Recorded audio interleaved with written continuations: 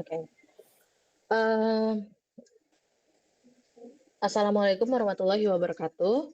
Perkenalkan, kami dari kelompok satu kelas S6N. Kami di sini akan menampilkan atau akan mempresentasikan hasil program yang sudah kelompok kami buat yang ber yang berjudul ID Client Hub App. ID Client Hub App itu apa sih? Sebenarnya ID Client Hub App ini digunakan untuk perusahaan saya sendiri, Cendana.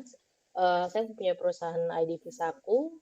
Jadi sistem sistem aplikasi ini untuk apa sih? Yaitu untuk sistem pendukung keputusan karyawan terbaik menggunakan SPK, sistem pembuat keputusan. Kelompok kami terdiri dari 8 orang.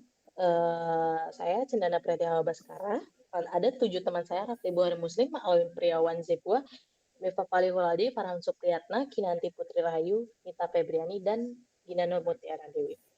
Saya di sini menjelaskan secara singkat saja untuk apa sih program ini berjalan. Jadi program ini sebenarnya untuk penilaian karyawan saja. Jadi beberapa perusahaan menggunakan simbolik seperti Employee of the Year, Employee of the Month. Jadi ini adalah penilaian yang bisa diberikan secara data dan hasilnya akan keluar sesuai laporan yang sudah di-input. Untuk selanjutnya mohon operator dibantu loginnya dulu. Oke, untuk login sudah berhasil. Kemudian teman saya yang akan menjelaskan untuk bagian-bagian form masing-masing form. Dilanjutkan untuk teman saya.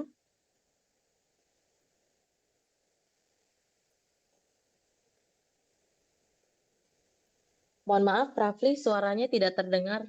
Mohon di-unmute dulu. Terima kasih. Oh ya, di sini di form ini ada data karyawan. Nah, di form ini ada masukkan nama, kita masukkan saja namanya Rafli, masukkan jabatan, supervisor, selalu kita simpan.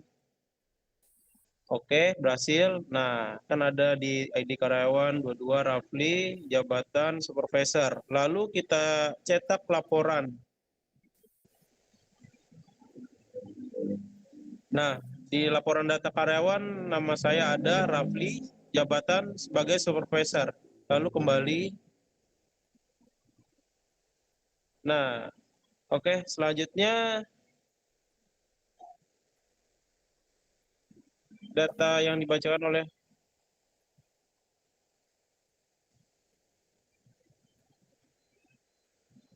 Baik, di sini saya Farhan Supriyatna akan menjelaskan data kriteria. Data kriteria ini untuk menilai karyawan dari seberapa rajin dia, telat, rapi, jujur.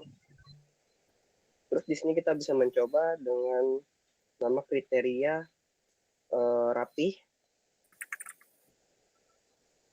Lalu untuk tipenya di sini kita ada 2 pilihan, ada benefit dan cost. Mungkin kita bisa pilih benefit. Lalu untuk bobotnya, kerapiannya, kita bisa menilai di angka 5.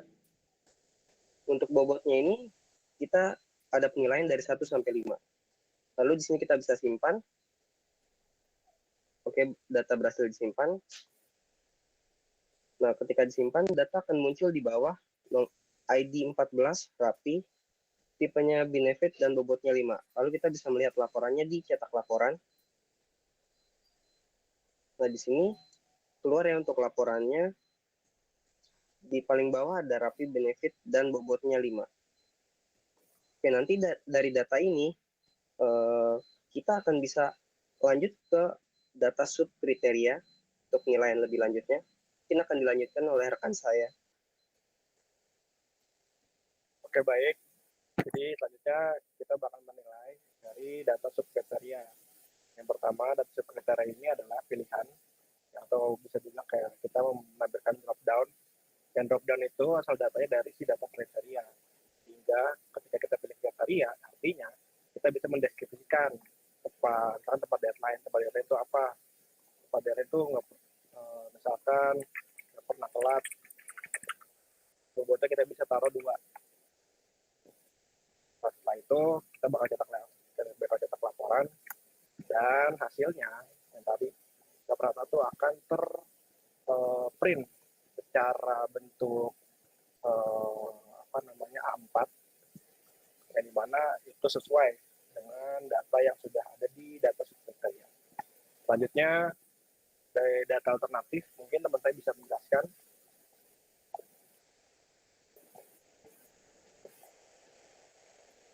Oke, untuk data alternatif ya, mohon dibantu untuk data alternatif, operator dibuka. Oke, data alternatif ini dari mana sih data alternatif? Data alternatif itu pertama karyawan. Jadi sebelum kita mengisi data alternatif, kita perlu diisi data karyawan dulu yang akan dinilai.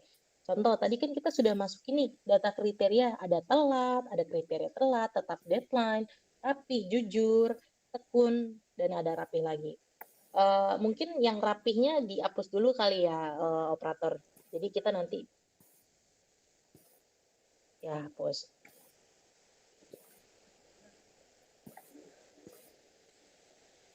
Oke, ya sekarang udah ada 6 data. Boleh dikasih contoh tadi kita sudah mengisi roughly ya. Boleh dibantu untuk roughly.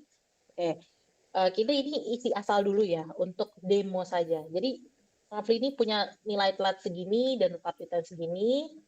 Kemudian langsung dibantu disimpan. Oke, jadi kenapa ada 6 data? Karena ada 6 kriteria yang sudah ditulis, yang sudah kita input maksudnya. Jadi yang tercatat ya tetap 6. Jadi sudah terlihat bahwa roughly sudah terinput. Setelah pengisian data alternatif, maka kita bisa melakukan perhitungan SAW. Perhitungan SAW ini di mana dapatnya yaitu dari data alternatif yang sudah kita input. Laporannya akan bisa dicetak dan kita bisa melihat secara visual dan data by data bahwa Rafli saat ini menjadi ranking pertama di perusahaan. Seperti itu. Jadi untuk pengguna aplikasi dapat memudahkan pemilihan best employee of the month or of the year or anything of that. Yang penting isi datanya sesuai. Jadi nilainya akan keluar. Misal nantinya perusahaan mempunyai capability, mempunyai nilai standar lagi untuk data kriteria, itu akan bisa diinput. Jadi untuk perhitungan SAW sudah sampai di sini dan laporan sudah tercetak, maka aplikasi sudah berjalan dengan sesuai. Sebenarnya untuk penjelasan aplikasi sudah sampai situ. Mungkin ada yang ingin ditambahkan dari anggota kelompok 1? Kemungkinan sudah tidak ada. Sudah tidak ada ya, oke. Untuk itu karena aplikasi sudah bisa dijalankan, sudah bisa di-running sesuai dengan tugas yang diberikan kepada dosen kami, pemrograman visual.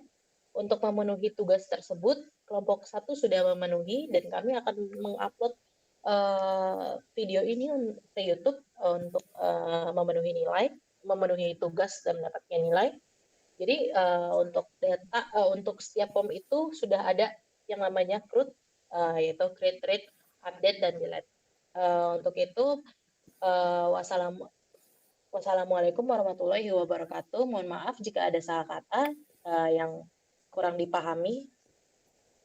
Kami dari kelompok 1 undur diri. Terima kasih.